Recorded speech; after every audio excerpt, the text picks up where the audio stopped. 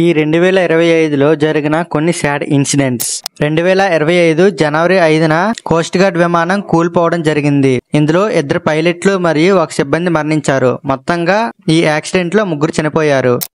April 22న పహల్గామ్లో వివిధ రాష్ట్రాల నుంచి వచ్చిన టూరిస్టులను టెర్రరిస్టులు అటాక్ చేసి చంపేశారు. ఈ అటాక్ లో ఓన్లీ హిందూస్ మాత్రమే టార్గెట్ చేశారు.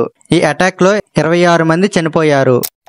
ఏప్రిల్ 30 కోల్కతా రుతురాజ్ హోటల్లో అనుకోకుండా సడన్ గా ఫైర్ యాక్సిడెంట్ జరిగింది. ఇందులో 14 మంది చనిపోయారు, 13 మందికి గాయాలు అయ్యాయి.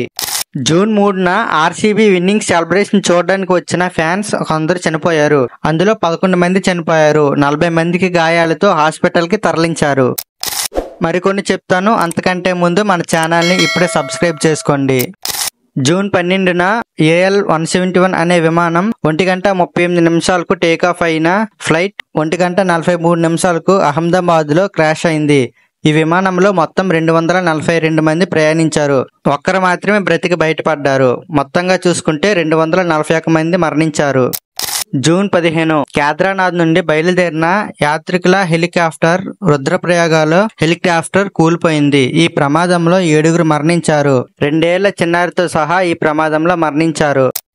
జూన్ 16 పూణేలో రివర్ బ్రిడ్జ్ కూలిపోయింది. ఈ ప్రమాదంలో 4 చనిపోయారు, 50 మంది కంటే గాయాలతో బయటపడ్డారు.